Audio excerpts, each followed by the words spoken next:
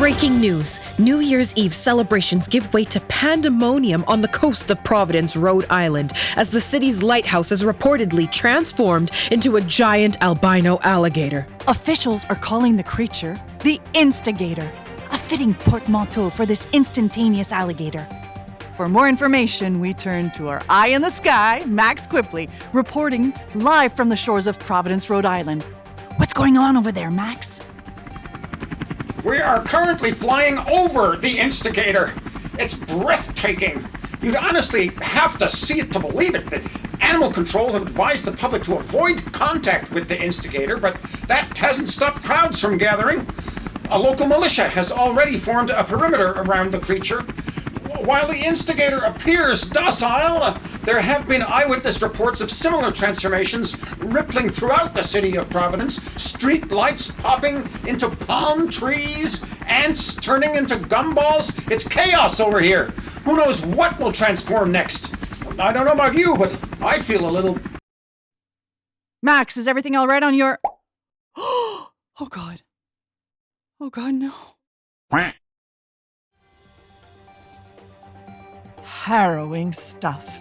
That footage was shot last year on New Year's Eve, when the city of Providence, Rhode Island was rocked by the mysterious event known as the Great Transfiguration. Max Quipley's final broadcast is the only surviving footage of that night before he was tragically transformed into a duck on national television. That night, an estimated 70,000 people, nearly a third of the population, were transfigured.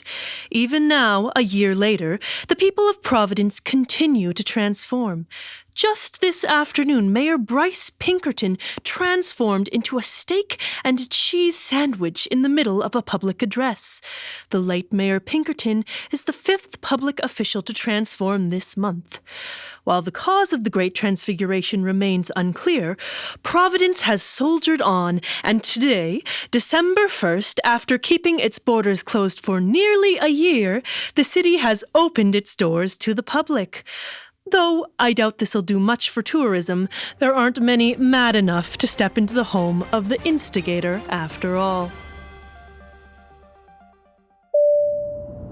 This is Flight 465 to Providence. Estimated time of arrival is 2:38 p.m. Please make sure your trays are in the upright position and abandon hope, all ye who enter here. Hello, my name is Alice Turner, and you're listening to Tales of the Great Transfiguration, an inside look at the ever-changing city of Providence. December 1st, nearly a year after the appearance of the Instigator, the transformation of Max Quipley, and the beginning of the Great Transfiguration, Providence has reopened its borders. After signing more waivers than I care to admit, I have boarded the first flight to Providence since New Year's Eve last year. While the general public continues to steer clear of Providence, this inaugural flight was filled with scientists of all disciplines. Seismologists, radiologists, meteorologists, you name it. I was lucky enough to be seated beside Dr. Lindsay Deer, lead virologist of Denver, Colorado's Research Center. Dr. Deer was kind enough to answer some of my questions during the flight. So, we're pretty sure these transformations aren't being caused by an airborne pollutant. Science teams in Providence have already done dozens of tests for airborne contaminants. I was in contact with their team lead before he turned into an ice cream sandwich. And he said that they've checked and checked again, but the air is clean. So this isn't being caused by a virus? Well, we can't be sure until we run some tests of our own. But I trust the previous team's equipment. At the very least, it's probably not airborne. Could be some sort of skin-to-skin transmission that they haven't tested for, but again, we won't know until we've run the appropriate tests. Is it possible that this isn't a disease at all? Yeah, that's a worrying thought, but it's possible. Worrying how? Well, people that are sick eventually recover. If given proper treatment, sometimes the body can fight off the disease. If you were to tell me that my friend and coworker would be an ice cream sandwich forever, that I'd never get to talk to him or laugh at his stupid jokes ever again, well, that's really sad, you know. You're hopeful that people can change back? Hopeful isn't very realistic. We've never seen people change so dramatically and with such variety. But if we can figure this out, we might be able to stop more people from changing. Which would be good, right? These transformations have largely been localized to this one city. Do you have any trepidation heading into something that you don't understand? There's a very real possibility that you might transform as well. Oh, definitely. We've all weighed the risk versus reward on this trip. In a perfect world, we touch down, crack the code, and figure out a way to return people to their original forms. But we don't live in a perfect world. If worse comes to worse, and I do transform, I guess it wouldn't be that bad to be a refrigerator or something. Dr. Deer spent the rest of the flight staring out the window. On the way to Providence, I spoke with scientists of all disciplines and found that they all received reports of a similar nature. Radiologists that hadn't detected any radiation, meteorologists that said skies were clear, seismologists reporting that there hasn't been an earthquake in the area for years. Everything is as it should be, but nonetheless, they're on this flight to this place. What do they hope to find, if not answers? Now arriving in Providence, Rhode Island, enjoy your stay, and may God have mercy on your souls. Right this way, ma'am. Hello. Welcome to Providence. Arms up. Deep breath. Tongue out. Have your eyes always been brown? I think. Arms out. Have you now or ever wanted to be a bird? Not really. Not really? Well, one time I had a dream where I was flying over the ocean. Which ocean? I don't know. North Atlantic? I don't think so. You're free to go. Enjoy your stay.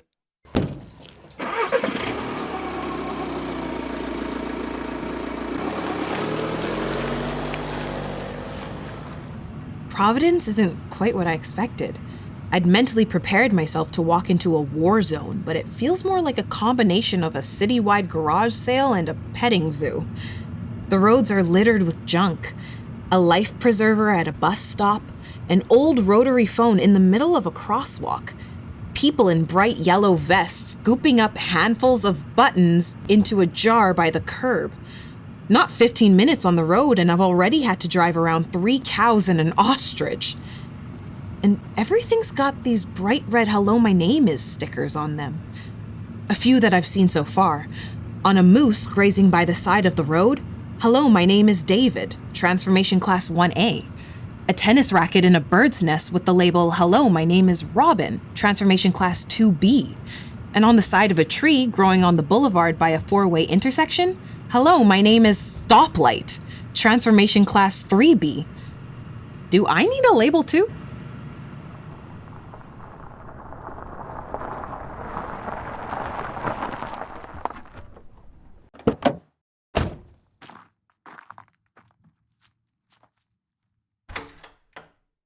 Abigail, we spoke on the phone. I'm Alice Turner.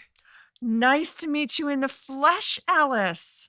You're lodging here for the month, yeah? That's me. It'll be nice to have someone using the old motel. It's just been me for a while. You can pick any room you'd like. They're all free. Got some good views of the ocean on the east side there. Oh, there's a vacuum in room 206, but don't mind him. That's just one of our old tenants, Jason. I could put him away while you get yourself settled. What brings you to Providence? I'm a journalist. You're here for a big scoop, huh? Yes, ma'am. Well, isn't that nice? After Max Quipley turned into that duck, most of our local reporters have either transformed or quit. Gabriel on Channel 6 turned into a rainbow the other day. A rainbow? Yeah, I took a picture of him, but it's a little washed out. It's a shame, but I heard he was thinking about retirement, so it was only a matter of time. It'll be nice to have someone new on the scene. I hope you find what you're looking for. Me too. You don't seem that fazed by all of this. Some transformations hit harder than others. I've had a year to process everything. Could you help me get up to speed? What was your first encounter with the Great Transfiguration? It was the same as most folks in Providence. Last New Year's, when the Swan Point lighthouse turned into that alligator. Swan Point. It's just down the road from here. I'll have to check it out. Oh, definitely. Swan Point's lovely this time of the year, though it's a bit chilly by the water. Oh, and don't get your hopes up if you're looking for the instigator. The big guy swam out to sea a long time ago, and no one's seen him since. Did you see the lighthouse transform? No, I just saw the alligator. My son saw it, though. We were ringing in the new year on the boardwalk that night. I was looking in the wrong direction when the lighthouse transformed, but I heard it. It was this little popping sound like... And there it was. What did you do? Well, what could we do? We just stood on the beach and stared at it. And it stared back. And eventually, Jack Zachary Johnson and his hunting buddies formed a perimeter. They were armed to the teeth. Everyone was on edge, and all those guns and bullets weren't helping. Max Quipley, he had been covering the story from above in one of those newscopters. It all happened so fast. Max turned into a duck and headed south for the winter, and his helicopter turned into a massive firework and exploded into the most beautiful rainbow I'd ever seen. And then Jack opened fire. It was chaos. Bullets reflected off the alligator's scales and into the crowd. I've heard people say that around 75% of all of the bullets fired transformed into bubbles. And if they hadn't, who knows how many we would have lost that night. That's wild. Oh, ask anyone about the Battle of the Bubble Bath and they'll tell you the same story. Were there many other human transformations that night? For an entire week, it was nothing but.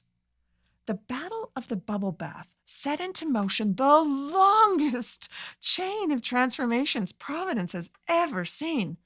Around 70,000 people spontaneously transformed over 7 days.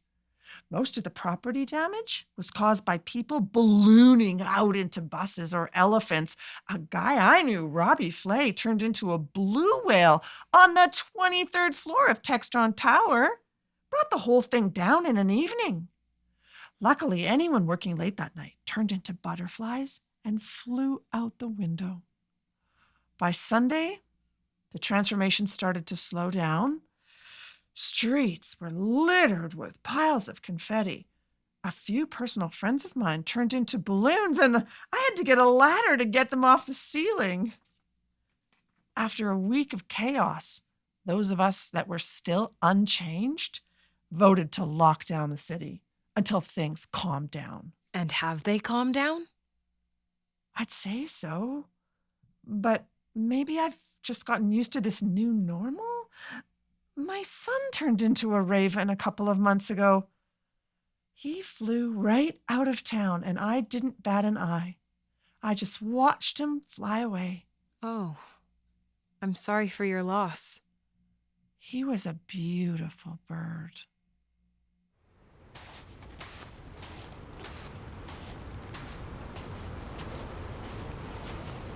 Thanks for meeting with me, Mr. Hayes. Oh, no problem. While the world at large believes that Max Quipley was the first human transformation, ask anyone in Providence about the origins of the Great Transfiguration, and they'll tell you the same story. Angela Hayes. Angela something. Some kid that turned into an octopus, I think. The Octopus Girl. Angela Hayes. A full 5 months before the appearance of the instigator Max Quipley's duckification and the official beginning of the Great Transfiguration, 12-year-old Angela Hayes transformed into an octopus. It was right around here that she changed. Swan Point. Her father, Adam Hayes, was kind enough to take me to the site of her transformation. It's a little tide pool on the coast of Swan Point, a couple kilometers away from where the lighthouse used to be. She was playing in this tide pool with her friends last summer. Her mother and I took our eyes off her for 1 second, and then she was gone. She had left us with one last picture, see? Angela had managed to capture her metamorphosis mid-selfie. This picture is the only surviving documentation of Angela's final moments. It features her big, bracy smile with suction cups forming on her fingers mid-peace sign. Her skin shines with every color of the rainbow. It's mesmerizing. Some brushed her transformation off as a hoax, but a couple of cults popped up here and there. People bathed in her tide pool, prayed around it, that kind of thing. For a while, the city blocked it off. They had a police detail watching it for weeks, trying to keep people out of it, like it was some magic spring or something. It was kind of exciting. But then Max turned into a duck on national television, and I think it clicked for people how terrifying a transformation could be. Suddenly, change wasn't something that happened to a mythic little girl on a beach. It was something that could happen to anyone. One day, you could wake up as a goldfish or a Long Island iced tea. It's scary. The people of Providence tell these stories so casually. Myths that sound like small talk. Miracles interwoven with gossip. Things have started to calm down these days. People can still transform anytime, anywhere, but Swan Point will always be special to me. My wife and I like to come out here, watch the seagulls explode into French fries like they're little fireworks. There's one! Oh, wow. Remain calm. Potential airborne threat has been detected heading northward above Blackstone Boulevard. Those in the Blackstone area are advised to head for shelter. What's going on? Oh, nothing to worry about. They'll generally sound the alarm when geese from out of town fly over the city. What? Local geese generally have the courtesy to transform on the ground, but out-of-towners aren't as respectful. Figured the city should put some sort of warning in place if dishwashers are going to start falling out of the sky every now and then. Do geese generally turn into dishwashers? Well, we've had a couple, but not enough to establish a pattern or anything. It's all so alien from the outside looking in. Well, I guess we're all in one of two camps, those that get it and those that don't. As someone that doesn't get it, I was wondering if I could ask you some questions about your daughter's transformation. The last thing I want to do is drag up unpleasant memories, but Angela is a unique case. She transformed months before the appearance of the instigator, the battle of the bubble bath, all of it. Do you think she was a sign? A signal of what was to come? I think she was just mature for her age. She was a sensitive kid, always knew what was up, even if she couldn't put it into words. She told me that Santa wasn't real when she turned 3. It might have taken a 50-foot alligator for most of us to realize that something was going on, but I think the Great Transfiguration has been bubbling in the background for years. I think she could feel it. What makes you say that? Just a feeling. After her transformation, I remember watching her float in this little tide pool by the ocean. The beach was overflowing with science equipment, all beeping, chirping, trying so desperately to get a read on the situation. As the world spiraled in the face of Angela's transformation, the tide came in. The ocean slowly crept up the beach, reaching toward her tide pool, and I saw my daughter caught by the pull of something as deep as the ocean. My last memory of her is the feeling of her wrapping a tentacle around my ankle, a little squeeze. I didn't try to stop her as she followed the flow of the ocean. And the world, in its desperation to understand, failed to see how beautifully she swam. Providence is a city unlike any I've ever seen. With animals wandering the streets and dishwashers falling out of the sky, I know that I've only scratched the surface of this bizarre event. I've been Alice Turner, and these are the tales of the Great Transfiguration. Thank you for listening to Tales of the Great Transfiguration.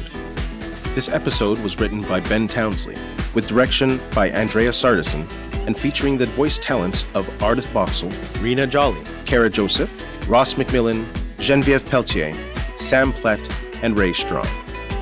Our sound designer is MJ Dandeneau, with audio engineering by Daphne Finlayson. Tales of the Great Transfiguration was produced by the Village Conservatory with the Crescent Arts Centre. Support for the show is provided by the Canada Council for the Arts and the Winnipeg Arts Council. For more information about this podcast, please visit villageconservatory.com/tales.